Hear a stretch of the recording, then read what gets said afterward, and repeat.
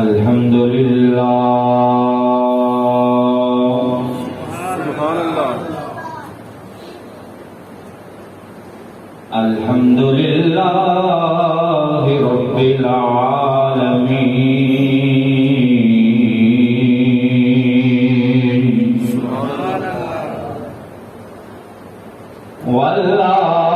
والعاقبة للمتقين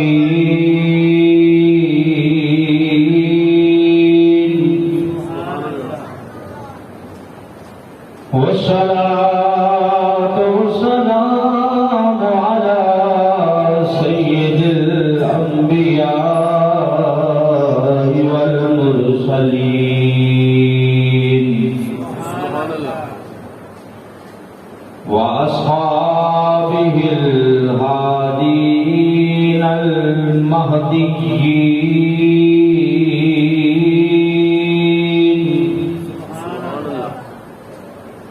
وعلى آله الطيبين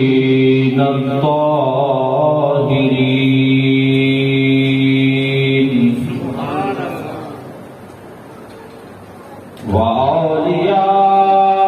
وأولياء ملته وعلماء أمته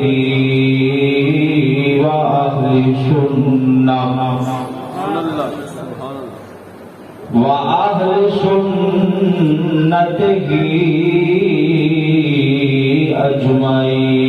أجمعين أما بعد فأعوذ بالله من الشيطان الرجيم بسم الله الرحمن الرحيم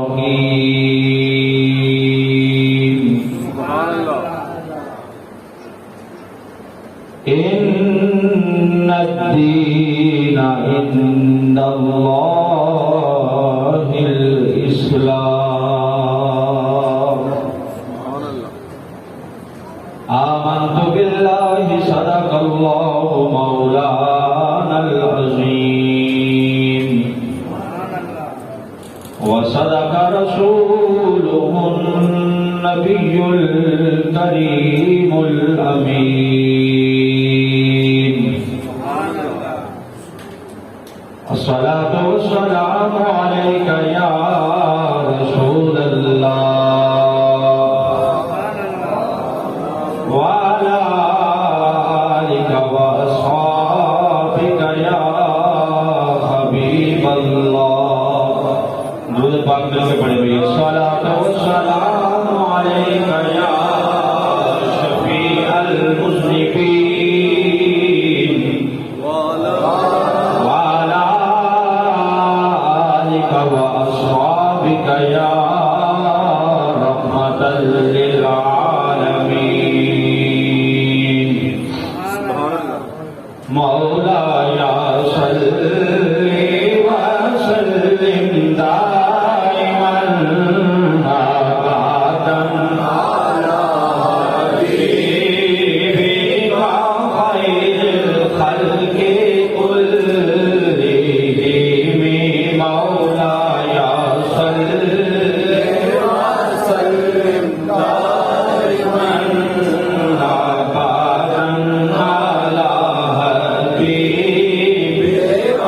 خير الخلق كلهم مولاي صل وسلم دائما أبدا على حبيبك خير الخلق محمد سيد الكونين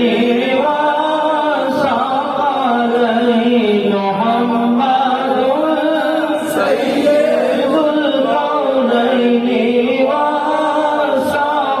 والثقلين والفريقين من العرب ومن العجم مولاي صل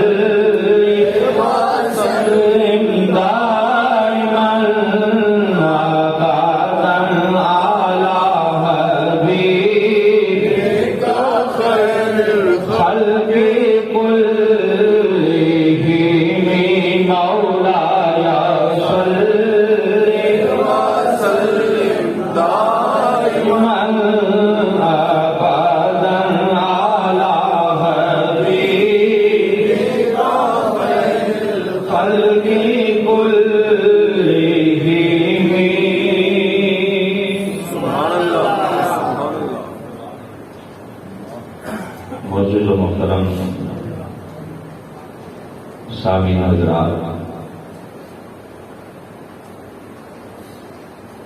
ذی الحجہ شریف کے آخری ایام چل رہے ہیں،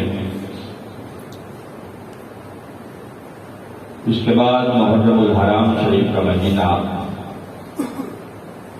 آنے والا ہے۔ محرم الحرام میں بہت سی شہادات ہیں۔ یکم محرم الحرام کو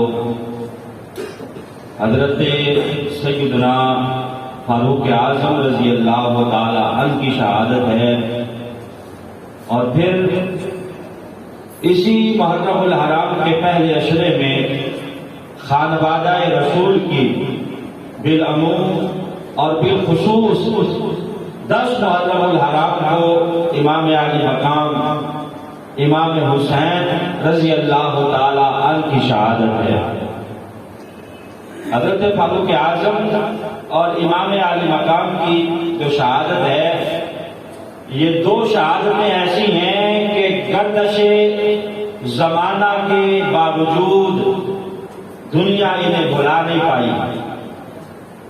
اتنی بڑی شہادتیں حضرت فاروق اعظم رضی اللہ تعالی عنہ کی جو شہادت ہے، بڑی ناز والی شہادت ہے۔ خود آپ نے دعائیں مانگ مانگ کر شہادت کی موت طلب کی ہے۔ سبحان اللہ۔ دعا مانگا کرتے تھے، اللہم ارزقنی شہادتا فی سبیلک واجعل موتی فی بلد حبیبک، کہ یا اللہ شہادت کی موت عطا فرما۔ اور پھر ساتھ ہی کیا مانگتے؟ موت بھی شہادت کی اور عطا بھی کہاں فرما؟ نبی پاک کے شہر مدینہ میں عطا فرما۔ اسے کہتے ہیں انوکھا لاڈلا کھیلن کو مانگے چاند۔ تو شہادت کی موت چاہیے تو پھر تو میدان کارزار میں لڑنا پڑے گا، وہاں جا کے لڑتے ہوئے شہید ہو جاؤ تو شہادت کی موت ملے گی کا نہیں، چاہیے بھی شہادت کی موت اور چاہیے بھی یہی سرکار کے شہر مدینہ میں ہے۔ تو اللہ نے دعا کو قبول فرمایا، اور یکم محرم الحرام کو آپ شہید ہوئے، اور نبی پاک صلی اللہ علیہ وسلم کے پہلو مبارک میں ہمیشہ کے لیے محو آرام ہوئے، یعنی پہنچی وہیں پہ خاک جہاں کا خمیر تھا۔ قرآن کہتا ہے کہ منہا خلقناکم وفیہا نعیدکم ومنہا نخرجکم تارۃ اخری، ہے کہ جہاں سے تمہارا خمیر بودا گیا ہے، جہاں سے جس زمین کے ٹکڑے سے تمہاری مٹی لی گئی ہے وہیں تمہیں لوٹایا جائے گا، اور پھر بارے دیگر دوسری مرتبہ قیامت کے دن اسی زمین سے تمہیں دوبارہ اٹھایا جائے گا۔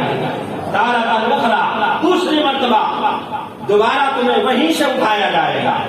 تو حضرت سیدنا فاروق اعظم اور حضرت سیدنا صدیق اکبر رضی اللہ عنہما اور نبی پاک صلی اللہ علیہ وسلم کا خمیر گویا ایک ہی زمین کے ٹکڑے سے گوندا گیا ہے۔ یہی وجہ ہے کہ تینوں ایک ہی جگہ پہ آرام فرما رہے ہیں، ایک ہی جگہ پہ آرام فرما رہے ہیں۔ حضرت سیدنا فاروق اعظم رضی اللہ تعالی عنہ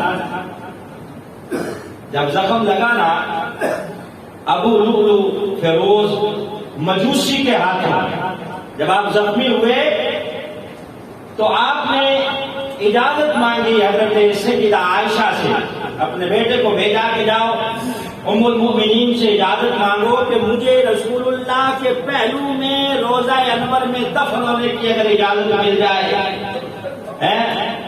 تو حضرت عائشہ رضی اللہ تعالیٰ عنہا نے کہا کہ جگہ تو میں نے اپنے لیے رکھی تھی، لیکن میں اپنے اوپر امیر المؤمنین کو ترجیح دیتی ہوں۔ پتا چلا کہ کچھ جگہ ہوتی ہیں بڑی شان والی ہوتی ہیں، جگہوں کو بھی بڑا مقام حاصل ہوتا ہے، ورنہ کہیں بھی دفن ہو جاتے۔ خواہش ہے حضرت فاروق اعظم کی کہ رسول اللہ کے حجرہ مبارک میں نبی پاک صلی اللہ علیہ وسلم کے پہلو میں دفن ہونے کی اجازت مل جائے. اجازت دے دی سیدہ عائشہ نے. اب جب آپ کا وصال ہونے لگا نا، بیٹے سے پھر کہا کہ بیٹا دوبارہ جانا جب میں فوت ہو جاؤں. ہو سکتا ہے میری حیا کرتے ہوئے میرے روز کی وجہ سے انہوں نے اجازت دے دی ہو، جب میں فوت ہو جاؤں سانسیں نکل جائیں پھر دوبارہ جانا، جا کے اجازت مانگنا. اگر وہ اجازت دیں تو مجھے نبی پاک کے پہلو میں دفن کرنا ہے. بہرحال حضرت سیدہ عائشہ نے آپ کو اجازت دی. نبی پاک صلی اللہ علیہ وسلم کے پہلو مبارک میں بہو آرام ہے. سبحان اللہ. جب محرم الحرام کو آپ شہید ہوئے، زخم مبارک آپ کو اس مہینے کے آخری ایام میں لگا. 28 ذوالحجہ کو آپ زخمی ہوئے. ان زخموں کی تاب نہ لاتے ہوئے یکم محرم الحرام کو آپ شہید ہوئے. تو ایک خطبہ جمعہ میں آپ کی پوری زندگی کا احاطہ نہیں کیا جا سکتا. اس خطبہ جمعہ میں جس عنوان کے تحت آپ کی زندگی پہ روشنی ڈالی جائے گی وہ ہے آپ کا طرز حکومت.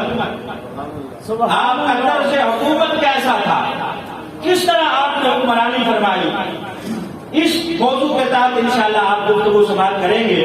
تو حضرت سیدنا فاروق اعظم رضی اللہ تعالی عنہ، آپ سنتے رہتے ہیں نا کہ جمہوریت جمہوریت جمہوریت، اس کی مخالفت میں جو لفظ بولا جاتا ہے وہ آمریت، شخصی حکومت. اب جمہوریت ہے کیا؟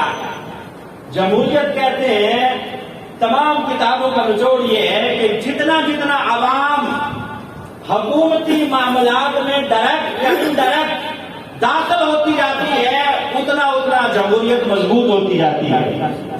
یعنی عوام کو ڈائریکٹ یا انڈائریکٹ حکومتی معاملات میں داخل ہونے کے لیے جتنی اجازت زیادہ ہوتی ہے کہ منتخب بھی حکومت کو عوام کرتی ہے اور پھر معاملات میں دخل اندازی بھی عوام کر سکتی ہے. یعنی اصل حکمران عوام ہوتے ہیں، بظاہر جو حکمران ہے وہ نہیں. عوام کی حکمرانی کو جمہوریت کہا جاتا ہے. آسان کر دوں تو یوں سمجھیں کہ عوام اپنے حاکم سے پوچھ سکتی ہے کہ تمہارے سر پہ جو پگڑی ہے یہ کہاں سے آئی ہے، تمہارے نیچے جو گاڑی ہے یہ کہاں سے لی ہے. اور آسان کر دوں تو عوام اپنے حاکم سے جواب طلبی کر سکتی ہے کہ میاں تمہارا کرتا اتنا لمبا کیوں ہے، یہ چادریں کرتے کے لیے کہاں سے لی ہے. اللہ اکبر. مجھے تو چادر ملی تھی، اس سے تو اتنا لمبا کرتا نہیں سلا، یہ تمہارا اتنا لمبا کرتا کیسے بن گیا. تو جتنا جتنا عوام حکمرانوں سے پوچھتی جاتی ہے اور دخل اندازی حکومتی معاملات میں کرتی جاتی ہے اتنا اتنا جمہوریت مضبوط ہوتی جاتی ہے. آج کل جو جمہوریت ہے نا یہ نام کی جمہوریت ہے، حقیقت میں یہ یزیدیت ہے اور آمریت ہے. آئیے حضرت فاروق اعظم رضی اللہ تعالی عنہ کے زمانے کی جھلک آپ کو دکھاؤں اور بتاؤں کہ جمہوریت کسے کہا جاتا تھا. حضرت فاروق اعظم رضی اللہ تعالی عنہ جب حکمران بنے 25 لاکھ مربع میل کے حاکم بنے، ظاہر ہے اپنا کاروبار چھوڑ دیا، ختم ہو گئی تجارت وغیرہ سارے معاملات. اب بلایا لوگوں کو، مشاورت کی کہ مجھے بتایا جائے میرا اپنا کاروبار تو رہا نہیں، اب میں عوام کے خزانے سے کتنا لے سکتا ہوں تاکہ میرا گزر سفل ہو سکے. خود اپنی تنخواہ مقرر نہیں کی، عوام کو بٹھایا، صحابہ کو بٹھا کے مشاورت ہے تو مجھے بتایا جائے کہ کتنا میں لوں تاکہ میرا گزارا چل سکے. حضرت علی المرتضیٰ رضی اللہ تعالی عنہ نے معاونت فرمائی. آپ کھڑے ہوئے، فرمایا امیر المؤمنین آپ صرف ایک چادر گرمیوں میں لے سکتے ہیں اور ایک سردیوں میں لے سکتے ہیں، اور بیت المال سے آپ خرچہ اتنا لے سکتے ہیں جتنا غریب آدمی کا ایک دن کا خرچہ ہے. عام آدمی، غریب آدمی جتنا ایک دن کا خرچ لیتا ہے آپ بھی اتنا لے سکتے ہیں. اس سے زیادہ بس نہ ٹی اے لے سکتے ہیں، نہ ڈی اے لے سکتے ہیں، نہ پروٹوکول لے سکتے ہیں، نہ اضافی اخراجات لے سکتے ہیں، نہ آپ ہوائی جہازوں کے ٹکٹ لے سکتے ہیں، نہ سفری اخراجات آپ کے خزانے سے ہوں گے، صرف اتنا آپ کو دیا جائے گا جتنا ایک عام بندے کا ایک دن کا خرچہ ہے۔ اچھا، اب حضرت فاروق اعظم رضی اللہ تعالیٰ عنہ نے جب حضرت علی سے یہ سنا تو خود کھڑے ہو گئے، میں بیٹھ جاؤ، کہا سنو، جب تک میری جیب میں میرے ذاتی پیسے ہوں گے رب کعبہ کی قسم میں 1 روپیہ بھی نہیں لوں گا۔ سبحان اللہ۔ کہا جب تک میری جیب میں میرے ذاتی پیسے ہوں گے 1 روپیہ بھی خزانے سے نہیں لوں گا۔ جب دیکھوں گا کہ بھوکا مر رہا ہوں، کھانے کے لیے کچھ نہیں ہے، اخراجات نہیں چل رہے، چولہا نہیں چل رہا، تب اتنا لوں گا جتنا ایک یتیم کی پرورش کرنے والا اس کے خزانے سے لے سکتا ہے۔ یتیم کی پرورش کرنے والا جو اس کا والی ہے، جتنا اس کے خزانے سے لے سکتا ہے صرف اتنا لوں گا، اس سے زائد نہیں لوں گا۔ اب آپ نے یہ جانتے ہوئے سنیے میری بات کہ یہ حکمران ہے مسلمانوں کا، وزیر اعظم ہے، جو کہتا ہے کہ اتنا لوں گا جتنا ایک یتیم کے خزانے سے اس کا والی لے سکتا ہے، وہ بھی تب لوں گا جب دیکھوں گا کہ میرا ذاتی روپیہ ختم ہو گیا ہے۔ جب تک ذاتی پیسے موجود ہیں 1 روپیہ بھی نہیں لوں گا۔ اسے جمہوریت کہا جاتا ہے۔ یہ نہیں ہے کہ سارا مال خود ہی ہڑپ کر جاؤ، اپنے رشتہ داروں کو نوازو، اپنے بچوں کو نوازو، نہیں۔ آگے سنو، سیدنا فاروق اعظم رضی اللہ تعالیٰ عنہ بیمار پڑ گئے، حاکم بن گئے ہیں، بیمار پڑ گئے۔ امیر المؤمنین کے لیے طبیب بلایا گیا کہ امیر المؤمنین بیمار پڑ گئے ہیں، اس کی ذرا طبیعت دیکھیں کیا مرض ہے۔ اب طبیب نے، حکیم نے دیکھا، دعا تجویز فرمائی، ساتھ ہی کہا کہ دوا کو شہد کے ساتھ کھانا ہے، شہد کے ساتھ دوا استعمال کرنی ہے، یہ کہا اس طبیب نے۔ اب دوا تو اس نے لکھ دی، لیکن اب وزیر اعظم صاحب دیکھ رہے ہیں کہ شہد تو نہیں ہے، کس کے ساتھ کھاؤں؟ شہد تو ہے نہیں میرے پاس۔ پتہ کروایا گیا، پتہ چلا کہ عوام کا جو خزانہ ہے اس کے اندر جو عوام کا مرتبان ہے اس میں شہد موجود ہے، اس میں شہد موجود ہے، وہاں سے آپ استعمال کر سکتے ہیں۔ کہا نہیں، مالکوں کی اجازت کے بغیر استعمال نہیں کر سکتا۔ مالک کون ہے اس خزانے کے؟ عوام۔ یہ ذرا جمہوریت کی جھلک دیکھیں حضرت فاروق اعظم کے زمانے میں۔ کہا ٹھیک ہے، عوام کے خزانے میں جو مرتبان ہے اس میں شہد موجود ہے، میں وہاں سے لے سکتا ہوں، لیکن اپنی مرضی سے نہیں لے سکتا، عوام کی اجازت سے لوں گا۔ پہلے استعمال کر لیتے، بعد میں وزیر خزانہ سے منظوری لے لیتے۔ کہا نہیں، بلایا جائے اجلاس، اعلان ہوا مدینہ کی گلیوں میں کہ اکٹھے ہو جائیں لوگ، امیر المؤمنین نے کوئی خاص مشاورت کرنی ہے۔ مسجد نبوی بھر گئی، ہائے ہائے، حکمران عوام کے سامنے کھڑا ہے، 25 لاکھ مربع میل کا حاکم 2 چمچ شہد کے لیے عوام کے آگے پیش ہے۔ حکمران وہ ہے جس سے کیسرو کسرا کے بادشاہ کعبہ کرتے تھے، رب کعبہ کی قسم ہے، کیسرو کسرا کے محلات کو اپنے گھوڑوں کی ٹانگوں کے نیچے لوٹ کر جس نے اسلام کا جھنڈا بلند کیا، 2 چمچ شہد استعمال کرنے کے لیے عوام کے آگے کھڑا ہے اور اجازت مانگ رہا ہے۔ جس کے فقیروں کی شان بھی یہ تھی کہ ان کے گھوڑے جب دوڑتے تھے تو ٹاپوں کی آواز سے کفر کانپا کرتا تھا کہ فاروق اعظم کے غلام گزر رہے ہیں۔ سبحان اللہ۔ حالت یہ ہے کہ 2 چمچ شہد چاہیے، دوا کھانی ہے، عوام سے پوچھا جا رہا ہے کہ اجازت ہے؟ عوام نے کہا جناب اجازت ہے، ہم کون ہوتے ہیں منع کرنے والے ہیں؟ تو یہ حکمران ہے، یہ حق حکمرانی ہے اور یہ جمہوریت ہے۔ حضرت فاروق اعظم رضی اللہ تعالی عنہ، آپ کا دور خلافت ہے، آگ لگ گئی مدینے کے جنگلات میں، مدینے کے جنگلوں میں آگ لگ گئی۔ وہاں حالت دیکھیں، اور مقام دیکھیں کہ حکمرانی کتنی اعلیٰ پائے کی ہے کہ آگ کے اوپر بھی حکمرانی ہے، پانی کے اوپر بھی اور ہواؤں کے اوپر بھی۔ مدینے کے جنگلات میں آگ جو لگی، اب آگ پھیلتی شہر کی طرف آ رہی ہے۔ حضرت فاروق اعظم رضی اللہ تعالیٰ عنہ کے پاس لوگ آئے کہ جناب آگ بڑھتی چلی جا رہی ہے، مدینے کی طرف آ رہی ہے، کچھ کریں۔ آپ فوراً کھڑے ہوئے، تمیم داری اپنے ساتھی کو لیا ساتھ کا، چلو آگ بجھانے جانا ہے، آگ بجھانے جانا ہے۔ اپنی چادر اٹھائی۔ آج بھی اگر امریکہ کے جنگلات میں آگ لگ جائے تو خبر چلتی ہوتی ہے کہ فلاں اس کی ریاست میں آگ لگ گئی ہے، اتنے مہینوں سے لگی ہوئی ہے، بجھائی نہیں جا رہی۔ آگ کی تو شدت ہے، آگے جو آتا ہے جلاتی چلی جاتی ہے۔ حضرت فاروق اعظم نے کسی کو حکم نہیں دیا کہ جاؤ جا کے بجھاؤ، کہا خود یہ غلام حاضر ہے بجھانے کے لیے۔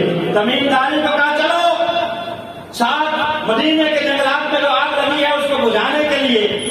ساتھ ہی آپ نے اپنی چادر اٹھائی ہوئی ہے، وہاں جا کے تمیم داری کو چادر تھما دی، کہا چادر لہرا کے یوں آپ کو حکم دو کہ ہٹ جا پیچھے، امیر المومنین کا حکم ہے کہ آگے بڑھنے کی جرات نہ کرنا۔ یوں حضرت تمیم داری چادر لہرا رہے ہیں اور آپ کو حکم دے رہے ہیں کہ پیچھے پلٹ جا، رب کعبہ کی قسم ہے۔ وہیں سے آگ نے پیچھے ہٹنا شروع کیا۔ کائنات دیکھ کے حیران ہے کہ وہ امیر المومنین جس کے حکم پہ آگ بھی پیچھے ہٹ رہی ہے۔ سبحان اللہ۔ میں اور آپ اگر آگ کو یوں چادر کے ساتھ بھڑکائیں گے تو وہ مزید بھڑکے گی، رومال کے ساتھ یوں اگر میں کروں گا تو رومال بھی ساتھ ہی جائے گا اور مولوی صاحب بھی ساتھ ہی جائیں گے۔ یہ حضرت فاروق اعظم رضی اللہ تعالیٰ عنہ کی شان ہے۔ آپ نے کیا کہا کہ آپ کو حکم دو کہ امیر المومنین کہہ رہا ہے کہ ہٹ جا پیچھے۔ یہ حق کے حکمرانی عالم یہ ہے کہ مدینہ کی زمین کانپنے لگی، زلزلہ آ گیا۔ اب زلزلہ ایسی چیز ہے کہ آج تک کوئی آگاہ ایجاد نہیں ہوا کہ زلزلے کو روکا جا سکے۔ بعد میں دیکھ کے لوگ کہتے رہتے ہیں کہ اتنی شدت تھی اس کی، یہ شدت کا تھا 5.6 یا 6.3، جتنی بھی شدت ہو وہ شدت ناپ لیتے ہیں کہ اتنی شدت کا آیا تھا، لیکن اعلیٰ کوئی ایجاد نہیں ہوا کہ اس زلزلے کو روکا جائے، پہلے اس کو روک دیا جائے۔ حضرت سیدنا فاروق اعظم رضی اللہ تعالیٰ عنہ کا زمانہ ہے، مدینے کی زمین کانپ رہی ہے، زلزلہ آ گیا۔ حضرت فاروق اعظم رضی اللہ تعالیٰ عنہ نے یوں اپنا کوڑا لہرایا، کوڑا لہرا کے زور سے زمین پہ مارا، کہا رک جا، کس نے یہ کام کی ہے؟ کیا عمر تجھ پہ ادب نہیں کرتا؟ وہ کام نے شروع کر دیا ہے کہ ادب نہیں کرتا عمر تیرے اوپر ہے؟ رب کعبہ کی قسم ہے، کائنات میں ایک ہی حکمران گزرا ہے جسے امیر المومنین فاروق اعظم کہا جاتا ہے، جنہوں نے زمین پہ درہ مارا ہے تو زلزلہ بند ہو گیا ہے اور زمین نے کانپنا بند کر دیا ہے۔ آج تک کوئی اعلیٰ ایجاد نہیں ہوا کہ زلزلے کو روکا جائے۔ یہ عزت اللہ نے عطا فرمائی ہے تو رسول اللہ کے غلام کو عطا فرمائی ہے۔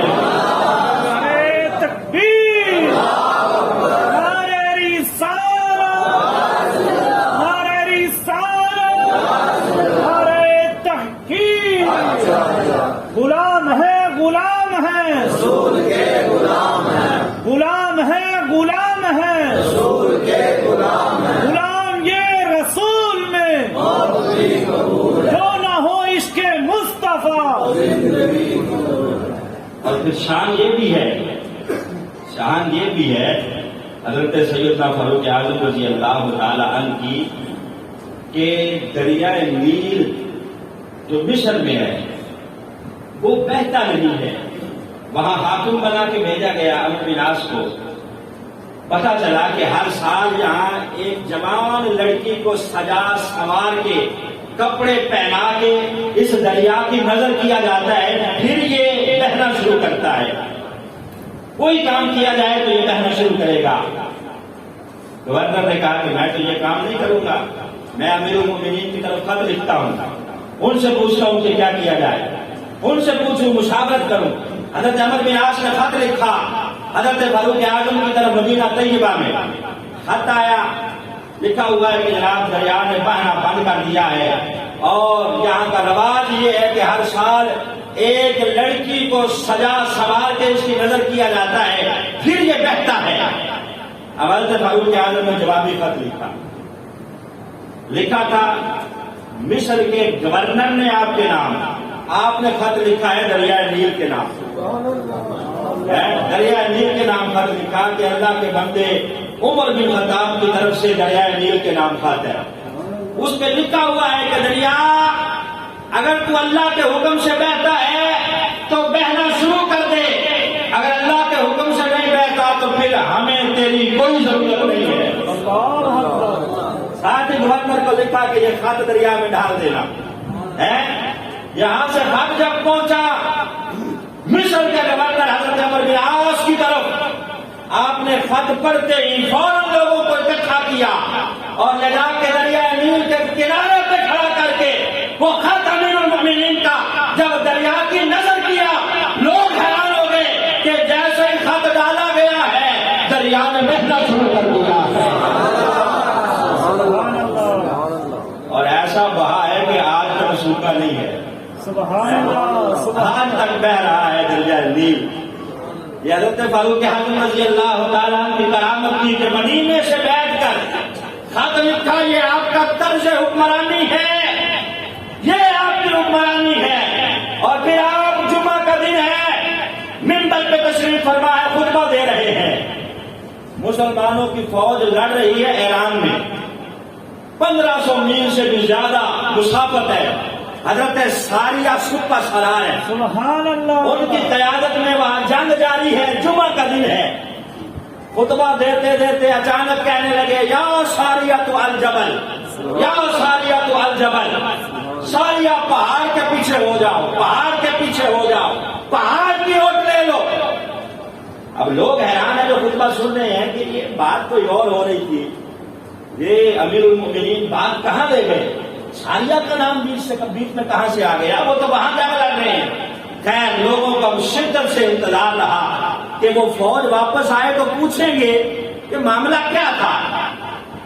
اب اللہ نے فتح عطا فرمائی، حضرت ساریہ کی قیادت میں مسلمانوں کی فوج واپس آئی، امیر المؤمنین مسجد نبوی میں بیٹھے ہیں، حضرت ساریہ فتح کی نوید سنا رہے ہیں اور ساتھ ساتھ بتا رہے ہیں کہ اس طرح اللہ نے فتح عطا فرمائی۔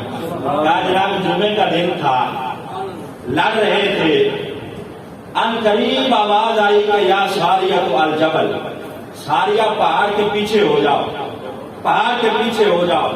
ہم پہاڑ کے پیچھے ہوئے تو دیکھا وہاں کافروں کی فوج تھی جو پہاڑ کی اوٹ لے کے ہم پہ حملہ کرنے والی تھی، ہم نے فوراً حملہ ان کے اوپر کرتے ہوئے انہیں شکست دی اور اللہ نے ہمیں فتح عطا فرمائی۔ ایسے لگ رہا تھا کہ وہ آواز آپ کی ہو، آپ کی آواز کے مشابہ تھی۔ ساتھ ہی حضرت علی بیٹھے تھے، کہا ساریہ لگ نہیں رہی تھی ان کی آواز، حقیقت میں انہیں کی آواز تھی، سبحان اللہ، صرف لگ نہیں رہی تھی۔ ہم گواہ ہیں، جمعہ کے خطبے میں آپ نے یہاں سے ڈائریکٹ کمنٹری کرتے ہوئے لائیو آپ کو ہدایات جاری کی تھی کہ پہاڑ کی اور میں ہو جاؤ۔ خدا کی قسم ہے یہ شان ہے خدمت گاروں کی، سرکار کا عالم کیا ہو۔ سبحان اللہ، یہاں مدینے میں بیٹھ کے آپ ڈائریکٹ ہدایات دے رہے ہیں حضرت ساریہ، پہاڑ کے پیچھے ہو جاؤ، وہاں حملہ کرو، وہاں پہاڑ کی اوٹ لے کر تم پہ حملہ ہونے والا ہے، تو یہ آپ کی شان ہے۔ اور ادھر عالم یہ ہے، جا رہے ہیں، گزر رہے ہیں مدینہ شریف کی طرف، دیکھا کہ ایک حبشی غلام ہے، وہ بھی گدھے پہ سوار ہوتے مدینے کی طرف جا رہا ہے۔ آپ پیدل جا رہے ہیں، اس غلام سے کہا کہ یار مجھے بھی ساتھ بٹھا لو، میں بھی تھکا ہوا ہوں، مدینہ شریف جانا ہے، مجھے بھی ساتھ بٹھا لو۔ وہ غلام اتر کے نیچے کھڑا ہو گیا، کہا جناب آپ سوار ہو جائیں، میں پکڑ کے ساتھ چلتا ہوں، سبحان میری اللہ، کیا ضرورت ہے کہ میں آپ کے برابر بیٹھوں۔ حضرت فاروق اعظم کہنے لگے یہ تو پھر نہ لے جانے والی باتیں ہوئی نا، یہ بات تو پھر سوار کرنے والی نہ ہوئی۔ کہا تم اس کے مالک ہو، تم آگے بیٹھو، میں بھی پیچھے بیٹھ جاتا ہوں، میں پیچھے بیٹھ جاتا ہوں، دونوں بیٹھ کے چلے جائیں گے مدینہ شریف کی طرف۔ اب دونوں آ رہے ہیں، غلام آگے ہے، خود امیر المومنین پیچھے ہے، گدھے پہ سوار ہو کے مدینے کی طرف آ رہے ہیں، اور جمہوریت کو کوئی خطرہ نہیں ہے، کوئی جمہوریت کو خطرہ نہیں ہے۔ یہاں ان کی گاڑیاں گزرتی ہیں، ہٹو بچو، قافلہ لمبا، غریب کی کیا ضرورت ہے کہ قریب پھٹک سکے، دور سے میلوں دور سے ہٹا دیا جاتا ہے، روک دیا جاتا ہے۔ اگر کوئی نہ ہٹے تو وہ جو ساتھ پولیس والے ہوتے ہیں وہ اتر کے ٹھڈے مارتے ہیں کہ تمہیں پتہ نہیں تمہارا باپ پیچھے آ رہا ہے، اس طرح کی باتیں۔ حضرت فاروق اعظم رضی اللہ تعالیٰ عنہ آپ اس غلام کے ساتھ بیٹھے ہیں اور بیٹھ کے مدینے میں داخل ہو رہے ہیں، کوئی خطرہ نہیں ہے جمہوریت کو، ہے، اور آپ اپنے گورنروں کی خبر کس طرح لیتے تھے ذرا یہ بھی سنیں۔ آپ نے جو دور دراز کے علاقوں میں اپنے عامل مقرر کر رکھے تھے نا، عامل گورنر بنا رکھے تھے، ایک مرتبہ مدینے کی گلیوں میں آواز آئی، دور کے علاقے کا کوئی شاعر تھا، وہ شعر پڑھ رہا تھا، شعر پڑھ رہا تھا اور کہہ رہا تھا، اے امیر المومنین، آپ نے جو گورنر بنا رکھے ہیں ان کی جائیدادیں بڑھتی جا رہی ہیں، ان کی دولت بڑھتی جا رہی ہے، ان کے اثاثے بڑھتے جا رہے ہیں، ذرا ان کی خبر تو لو۔ حضرت فاروق اعظم نے جب کان میں آواز پہنچی تو پتا چلا کہ واقعہ ہی اثاثے بڑھ رہے ہیں، خبر گیری کروائی، پتا چلا کہ واقعی بڑھ رہے ہیں۔ یہاں سے آپ نے اپنے نمائندے بھیجے، میں بغیر کسی دیر کیے فوراً جاؤ اور جا کے ہر گورنر کی جو دولت ہے اسے 2 حصوں میں تقسیم کرو، آدھی اس کے پاس رہنے دو، آدھی لا کے بیت المال میں جمع کرواؤ۔ ایک گورنر کے پاس 2 جوتے تھے، ساری دولت بٹ گئی، جوتے 2 تھے، عاملوں نے کہا کہ جناب ایک جوتا رکھیں، ایک واپس کریں۔ کہا یار سب کچھ تو لے لیا ہے، جوتے تو رہنے دو۔ کہا نہیں، اگر جوتے 2 رہنے دیں گے تو عدل کے تقاضے پورے نہیں ہوں گے، اگر عدل کا تقاضا پورا نہ ہوا فاروق اعظم کا ہاتھ تیرے گریبان میں تو ہوگا ہی، پہلے ہماری گردن پہ ہوگا، پہلے ہم سے پوچھا جائے گا۔ عدل کا تقاضا یہی ہے کہ ایک جوتا پاس رکھو، ایک جمع کرواؤ۔ یا وزیر صاحب بات میں بنتے ہیں، کہتے ہیں جی ہمارے تو باپ دادا کی جائیداد ہے، ہمارے ابا جان کی 6 فیکٹریاں تھیں، یہ تو وہ ہم نے خزانہ جمع کر رکھا ہے، سارا مال عوام کے خزانے سے جمع کر کے اثاثے بڑھا کر، ضرورت ہے کسی کی کوئی پوچھ سکے، کوئی پوچھے تو کہتی ہے تو ہماری آبائی جائیدادیں ہیں، آبائی ہماری دولت ہے، ہمارے باپ کی اتنی فیکٹریاں تھی، یہ تھا وہ تھا۔ تو بہرحال جمہوریت یہ ہے کہ حکمران عوام کے آگے جواب دہ ہوتا ہے، عوام اس سے پوچھ سکتی ہے۔ حضرت فاروق اعظم رضی اللہ تعالیٰ عنہ کا زمانہ ہے، حج کے دن ہے، حج کے دنوں میں آپ نے عام اعلان کر دیا ہے کہ ہے کوئی شکایت کسی کی لگانے والا تو لگائے۔ آپ مجلس سجا کے بیٹھے ہیں کہ دور دراز کے علاقوں سے لوگ آئے ہوئے ہیں حج کرنے، میں کسی نے کسی کی شکایت لگانی ہو گورنر کی تو لگائے، میں بیٹھا ہوں سننے کے لیے، کھلی کچہری لگا رکھی ہے۔ ایک بندہ دور سے دوڑتا ہوا آیا، تو آئی امیر المومنین میری فریاد سنے۔ کہا کیا فریاد ہے؟ کہا فلاں علاقے کے گورنر نے مجھے 100 کوڑے مارے ہیں۔ کہا وجہ کیا ہے؟ کہا یہ وجہ تو بنتی نہیں کہ 100 کوڑے مارے جائیں، بلایا جائے اس علاقے کے گورنر کو۔ اب بلایا گیا، امیر المومنین فاروق اعظم کے سامنے پیش کیا گیا، عوامل کو حکم دیا کہ اس کو باندھو اور باندھ کے لگاؤ اس کے نازک بدن پہ 100 کوڑے۔ حضرت عمر بن عاص دوڑتے ہوئے آگے بڑھے، کہا جناب اس طرح اگر آپ گورنروں کو سرے عام ماریں گے تو کیا عزت رہے گی، عزت خاک میں مل جائے گی۔ فاروق اعظم کے جملے سنہری حروف سے لکھے جانے کے قابل ہیں۔ کہا گورنروں کی عزت کا تمہیں لحاظ ہے، اس نے جسے مارا ہے اس کی کوئی عزت نہیں تھی، کیا اس کی کوئی عزت نہیں تھی جسے اس نے مارا ہے؟ بغیر وجہ کے 100 کوڑے کیوں لگائے ہیں؟ اب بدلے میں اسے بھی کھانے پڑیں گے۔ حضرت عمر بن عاص رضی اللہ تعالیٰ، جلدی چند واقعات مزید کروں۔ حضرت عمر بن عاص مصر کے فاتح ہیں، خبر پہنچی ان کے بارے میں مدینہ طیبہ میں کہ ان کے بیٹے نے گھوڑا دوڑایا اعلیٰ نسل کا، مقابلے میں عام عوام میں سے ایک بچے نے گھوڑا دوڑایا، اس کا گھوڑا آگے نکل گیا اور عمرو بن عاص کے بیٹے کا گھوڑا پیچھے رہ گیا۔ اب ہوا کیا، عمرو بن عاص کے بیٹے کو غصہ آیا، اس عوام میں سے جس بندے نے دوڑایا تھا اس کو غصے ہوئے اور اس کو کوڑے لگائے کہ تمہاری یہ جرت کہ تم بڑوں کی اولاد سے آگے نکلو، بڑوں کی اولاد سے آگے نکلو، تمہاری یہ جرت ہے۔ ایک ہے وزیر اور ایک ہے اس کا بیٹا، وزیر اعلیٰ اور اس کا بیٹا ہے، سینیٹر اور اس کا بیٹا، الو اور الو کا پٹھا۔ کسی نے کہا کہ الو زیادہ قیمتی ہے یا الو کا پٹھا؟ آپ بتائیں کیا زیادہ قیمتی ہے؟ الو کا پٹھا زیادہ قیمتی ہے نا، کیونکہ وہ الو بھی ہے اور ساتھ الو کا پٹھا بھی ہے۔ الو صرف الو ہے، الو کا پٹھا زیادہ قیمتی ہے کیونکہ وہ الو بھی ہے اور الو کا پٹھا بھی ہے ساتھ۔ تو ان کے بچے ایمان نہیں ہیں، یہ خود کہا، یہ خود ان کے مقام اور ان کی شاہانہ زندگی کہا ہے، یہ کچن کیبنٹ ہے، یہ فلاں ہے، یہ فلاں ہے، فوج ظفر موج ہے وزیروں کی، نہ کوئی پوچھنے والا ہے، اور پھر بچے جرأت ہے تو ان کی گاڑی سے آگے گاڑی نکال لیں۔